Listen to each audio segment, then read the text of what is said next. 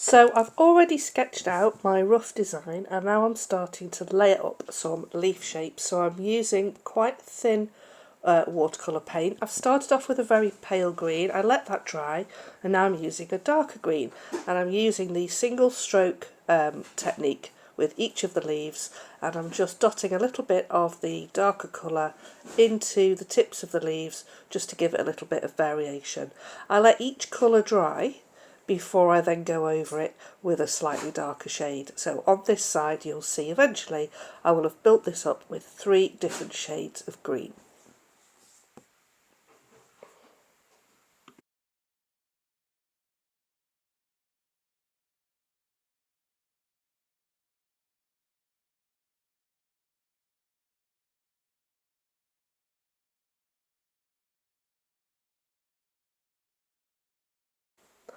And here's my simple pine cone. So I've drawn an egg shape and then I've drawn some smaller oval shapes in a brick type pattern.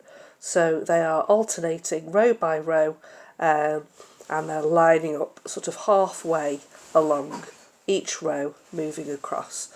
I'm using just a lightish brown here, quite watery, and I'm quite happy with the fact that it's darker and lighter in some areas than others because that will help to give us the texture later on.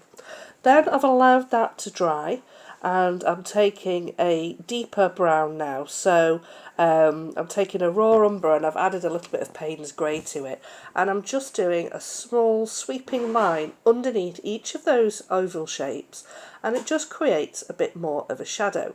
I'm just dotting in a few more shadowy areas where there's paper showing through just to help to fill it in, and then while it's wet I'm going to take some kitchen roll, fold it into a little sort of wedge shape, and then just start to lift out a few areas just to bring back some of those highlights again.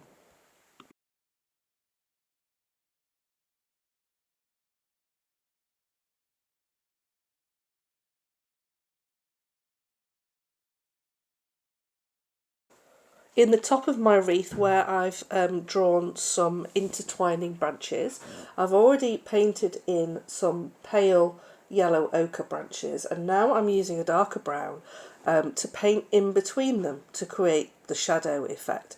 This is very similar to one of the examples that you had on the handout last week. It'll be in your email from last week, where it's literally just like 2 tones of brown, and a light brown for the branches and then a darker brown for like the shadows and the gaps in between the branches. So it's quite a simplified sort of stylized technique, which I wanted to try and show on this. The darker green areas you can see are leaves which I'd already painted previously and made sure I'd allowed them to dry first before any of this started going on.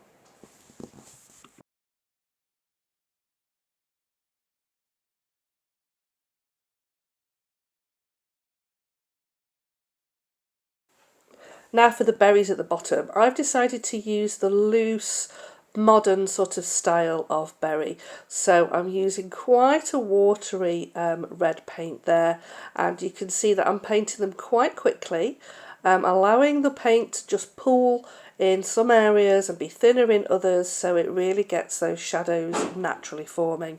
And I'm also happy to paint them next to each other, even though they're still wet, just to allow the paint to run from one berry to another berry. I've slightly changed the tone of the red. I've added a little bit of orange to it as I'm working around because I just didn't want them to look all too much to the same. So yeah, some of them are more of an orangey tone, some of them are more of a reddish tone, but all those different colours and shades will blend into each other. And I'm actually just going back and just dabbing in a little bit of red into the orange berries and a little bit of orange into the red berries, and I'm just lifting out a little bit more. Even though I've reserved an area for the reflection, I'm just lifting out a bit more just to give it a little bit more sort of sheen on the surface, so it gives it quite a unusual effect.